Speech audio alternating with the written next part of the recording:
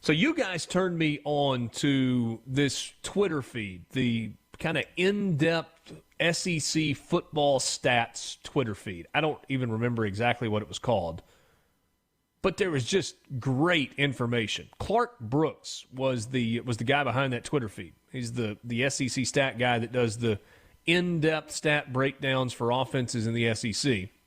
And he is now with On3 Sports. And if you followed his work at all, well, you know it's pretty good stuff. And so I think this makes for an interesting list. He has ranked the top 20 quarterbacks in college football this season. What do you say we walk through the list? I've got a real problem with one person and his spot on this list. I bet I know who. I bet you do. I bet you've got a problem with Quinn Ewers, who's never taken a college snap. He has. He's got 3 more snaps than I do. Oh, I'm sorry. Okay, he got 3 snaps at Ohio State last year. Yeah, I think it was the end of the Michigan State game in which Ohio State was winning by approximately 750 points, where he got a couple snaps. Threw one pass, too, if I remember correctly. Must have been really pretty. Did he complete it? I don't remember. But, again, he has like 3 more snaps in college football than I do. And you're telling me that he is the 5th best quarterback in college football? 4th best. Oh, 4th. Excuse me. The 4th best quarterback in college football right now? He is behind Bryce Young. ESPN has him with no stats, by the way. He did play.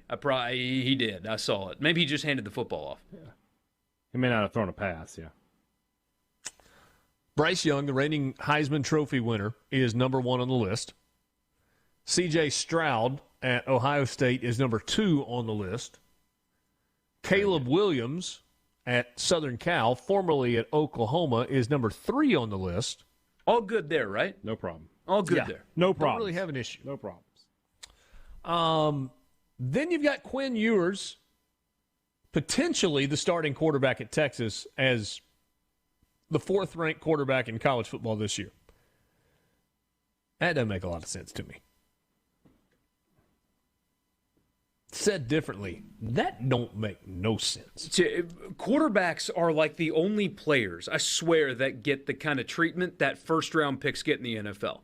I mean, I've heard it from former players, so you know it's real. It's not just something we think, but it's real, that front offices will carry the first-round pick even 5-6 years into a guy's career. If he's a free agent somewhere, not playing anywhere, they'll go get him because, hey, first rounder. It carries weight in front offices in the NFL long after the draft. We're doing the same thing with quarterbacks. Quinn Ewers is a former 5-star, best quarterback in the country in his class, whatever. Hasn't played a real snap of college football, and automatically he's the 4th best in the country. That's exclusively recruiting pedigree and no other reason. KJ Jefferson battled through a season in the SEC West. Actually played, right? Mm-hmm. Actually played. And he's behind him. And it's not just Jefferson. That's just the example I'm pulling out because I really admired the way he played last season. But how on earth do you know that Quinn Ewers is better than Jefferson, for example? Well, what have you seen from Spencer Rattler that makes him the 5th best quarterback in all of college football? There's another one. He's at number 5 on the list. Tyler Van Dyke at Miami. I mean, at least he finished the year on a strong. He had 3 straight 300-yard passing games to finish out the year at Miami. Tyler Van Dyke going to be the starter with the U this year. Looked really good. Looked really good. Will Levis at Kentucky. He's number 7 on the list. I mean, Kentucky won a lot of football games. He showed some upside, and he played in them.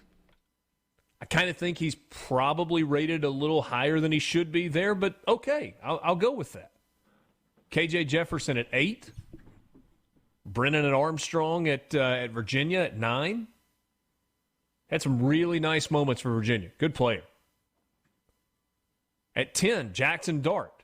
See, even Dart being behind Ewers doesn't make sense. At least he started games and played, but he's still too high here. He is. He hasn't shown you enough on the field to justify a ranking like this. It's recruiting pedigree. It's raw ability that has not turned into actual production compared to guys that are behind him. Like Devin Leary, for example. Look at his sample size. Sam Hartman compared to Jackson Dart. Sam Hartman at Wake Forest, right? Yes. Yeah. Or, you know. Sam Hartman at Wake Forest at 11. We're getting maybe there, somebody else in this state. We're getting Hendon there. Hooker at Tennessee at 12. Anthony Richardson at Florida at 13. Devin Leary at NC State at 14. That feels low for him. Aiden O'Connell at Purdue at 15. Matt McCall at Coastal Carolina at 16. Grayson, but whatever. Grayson Same McCall. difference.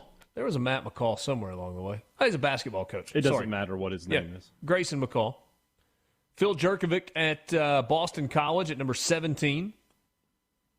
Will Rogers checking in at 18 on the list. If you want to sit there, look, I know he's not a Heisman winner. I don't know that he'll be a great pro. But you're going to sit there with a straight face and try to convince me that Will Rogers is the 8th best quarterback in the SEC. I'm not going to buy what you're selling on that one. I'm just not. Especially behind Dart and Richardson, who have proven jack at this point. Yeah. No chance.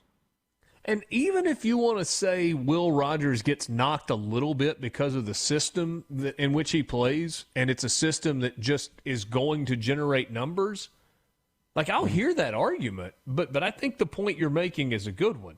8th best among SEC quarterbacks based on what he's done, that doesn't make sense. Yeah. I say it all the time. It's not a law that he has to complete the passes. Yeah. I couldn't get out there under center in this offense and do what he does. I mean, you have to still be a good quarterback to complete the passes just because you get the opportunities. Cam Ward, the transfer from Incarnate Word. Where did he end up? Washington State. Number 19 on the list. And who's Cunningham? Louisville. Malik Cunningham. Malik Cunningham. Who was low-key great at the end of last season. Yeah, he played really, really well at the end of the year. I was thinking about Malik Willis at Liberty. I was like, hold on, he's gone. Yeah, Malik Cunningham at Louisville at number 20. I have a feeling Sam Hartman's going to be this season's Kenny Pickett. He's a great quarterback, like objectively a great quarterback. I think he gets knocked because of where he plays.